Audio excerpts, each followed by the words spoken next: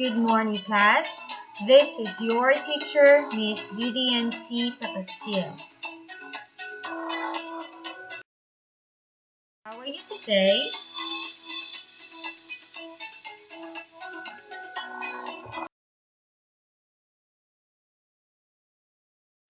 Welcome to Mapeh Subject 3rd Quarter, Week 4.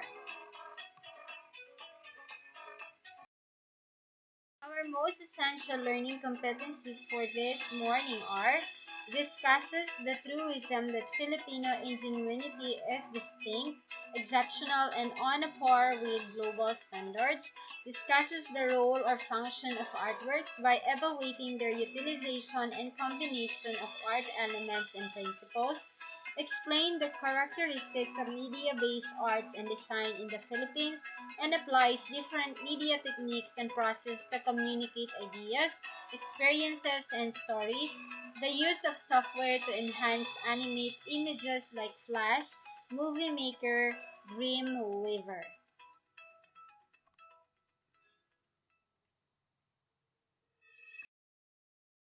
The lesson that we're going to discuss this morning is about the media-based art, print media, and innovation in product and industrial design.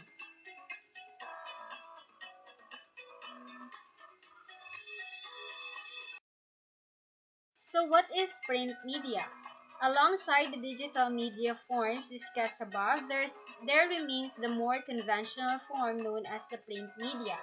Included here are large-scale publications such as newspapers, magazines, journals, books of all kinds, as well as smaller scales, posters, brochures, flyers, menus, and the like. So of course, all of these now have their digital counterparts that may be accessed and read on the internet. However, there continues to be a demand and a purpose for the actual printed forms of these materials, and whether printed on paper or viewed on the web, these materials once again involve and showcase Filipino artistry.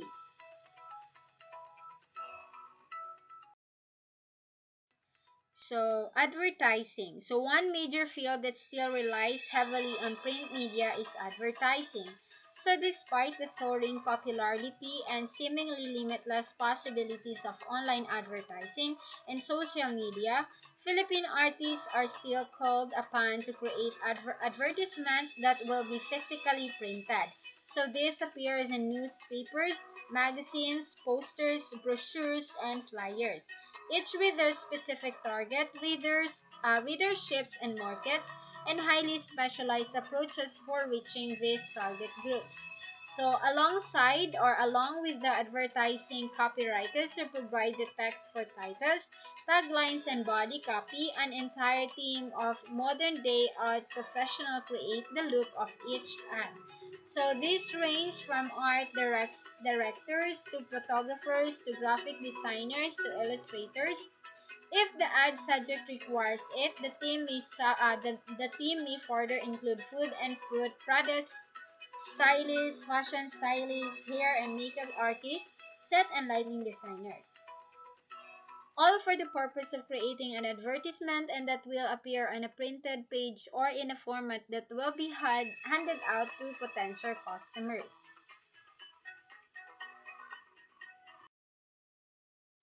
Next, we have the comic book. So, another field of print media that highlights the artistic gifts of Filipinos is that of Philippine comics begun in the 1920s when Liwayway magazine started featuring comic books or comics as they are referred to locally.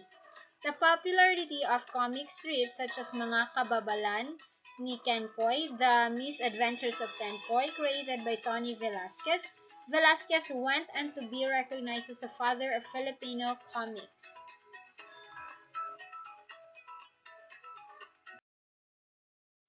Mga Kabalbalan ni Kenkoy, with the coming of the Americans to the country, local comics were clearly influenced by popular U.S. comics, with superheroes as the main characters, resulting in local counterparts such as the Darna and Captain Barbell.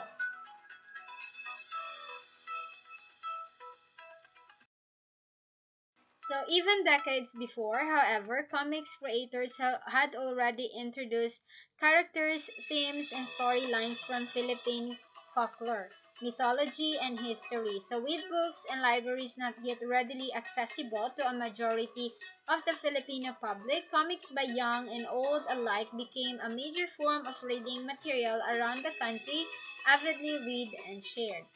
So, Filipino comics artists also became recognized for talents both locally and overseas. Thus, from the 1960s to the 1980s, Filipino artists were recruited to work for foreign comics publishers, among them the highly popular DC Comics. So, a more recent development in the Philippine comic scene has been the rise of comic series reflecting or commenting on current political and social issues or on the Filipino character in a humorous way.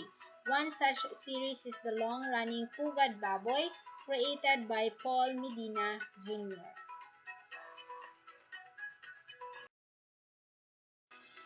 So, with the phenomenal rise of digital media in recent decades, however, the local comics industry seemed to take a backseat. But there is a current resurgence of interest not only among comics readers and collectors, but among Filipino artists and illustrators creating original concepts and experimenting with exciting new styles. So there is now an entire range of subjects, characters, formats, and artistic treatments available for aspiring young comics artists to bring to life. So the following are just a sampling of the possibilities.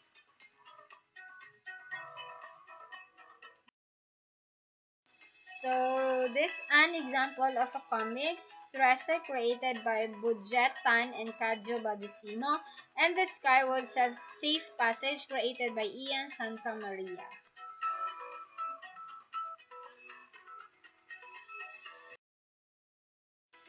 Another example of comics, the Kiko Machine created by Manix Abrera. Next, we have the Puting Magiting created by Robert Magnuson. And the Meat Space created by Paulo Chicamco and Borg Sinaban. Next, we have the book design and illustration. So, yet another extremely rich and promising area for young Filipino artists is the field of book design and illustration. So, thanks to the visionary mindsets of the progressive Philippine book publishers such as Bookmark, Anvil Publishing, Adarna Books, and Tahanan Books for young readers. Now, Ilaw ng Tahanan Publishing. Local book designers and illustrators have been given the professional stature they deserve and the creative freedom they need to truly showcase their talents.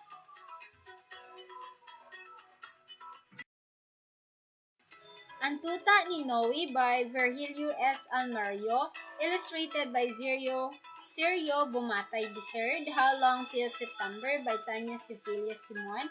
It is illustrated by Jill Arwen Posadas. The Whoosh by Glenda Oris, illustrated by Aldi Aguirre. The Mahabang Mahabang Mahaba by Gennaro Goho Cruz, illustrated by Gani Madueño, But That Won't Make Me Up by Annie Denise Lumbao and Anelka Lumbao, illustrated by Liza Flores and published by Alarna Books.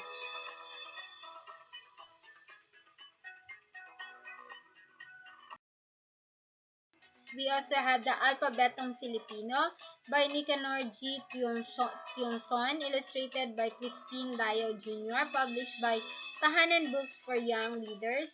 We also had The Mats by Francisco Arceliana, illustrated by Hermes Alegre, published by Tahanan Books for Young Readers.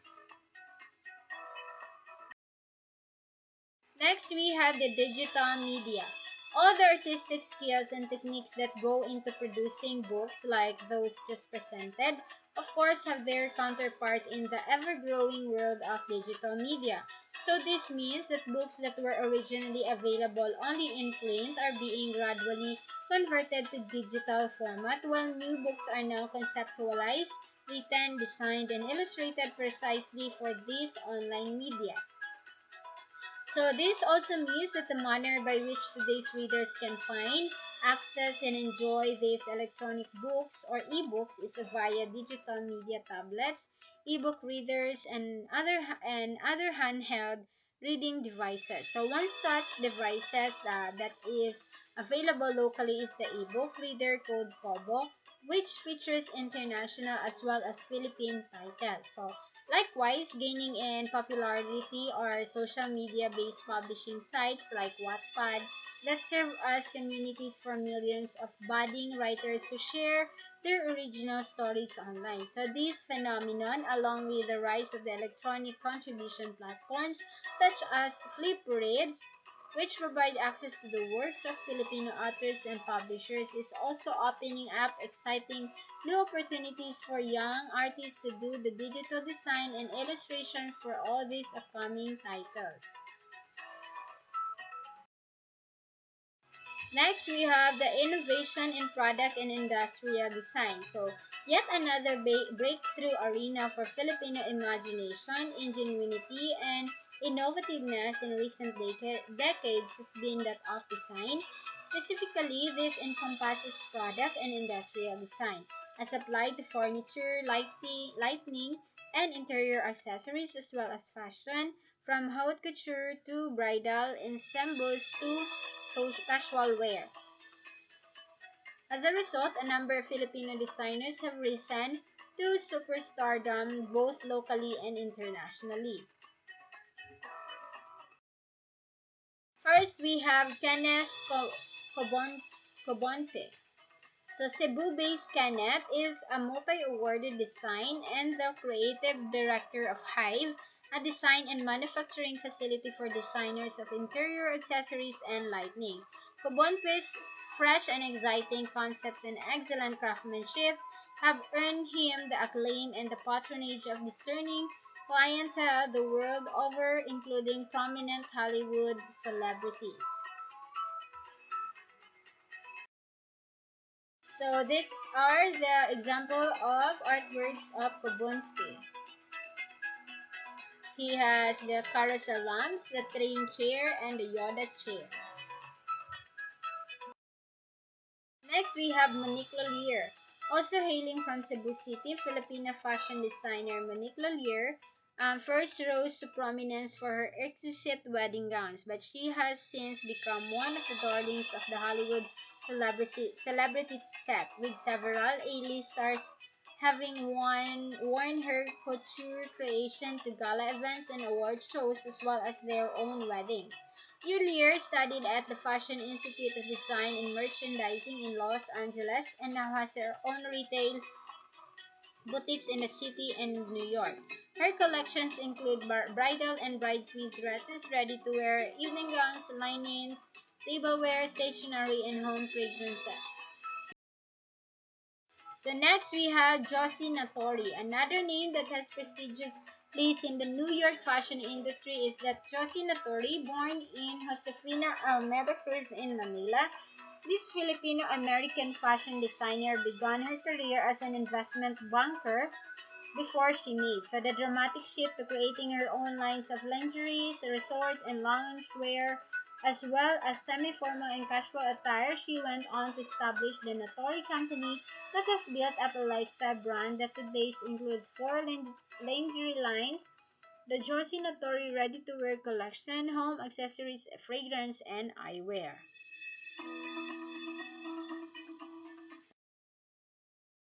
Next, we have Rahul Laurel. So, probably he is best known to the general public as a judge on the television series Project Number of national and international awards to his name. He trained at New York's Runaway Philippines. Rahul Laurel is a much admired Filipino fashion designer with the Fashion Institute of Technology and at the Central St. Martin's in London. Laurel is also a savvy entrepreneur, establishing House of Laurel and Rahul Laurel Enterprise. His creations maintain a Filipino sensibility, incorporating embroidery, beadwork, and hand-painted prints, while also offering the prestige of limited edition pieces. Thus, he has gained a loyal local following and the attention of the international market. We also have Lulu Tan, known for her fashionable knitwear lines. That specialty has since evolved into a new since 1985. Lulu Tan had been dubbed the Queen of Knitwear in the country. The specialty has since evolved into a new hand-woven line called Indigenous couture that blends Philippine artist crafts, fabrics, fibers, and other local materials with Tan Gan's signature contemporary lifestyle dressing. Lastly, we have Vita Sandiko. So another Philippine designer has been advocating the use of local weaving techniques and other fibers is Vita Sandiko, known as the wrap artist of the Philippines for her famous bold color wraps. Sandiko Ong first experimented with the local wave of Ilocosur known as Inabel as well as with the pineapple fibers blended with Irish linen Dove Pinyalino. From there, she tried other local fibers, particularly abaca, which she was introduced to by weaver and entrepreneur Virgilio Apantis, and Deco Ong has since been working with a multi-purpose cooperative in Catanduanes, training them in natural dye extraction and advanced weaving techniques for abaca. So that's all for our lesson this morning. I hope you enjoy and you've learned a lot. Thank you for listening. For your activity and for your quiz, just follow the GAITF link on your screen. Once again, good morning and have a nice day.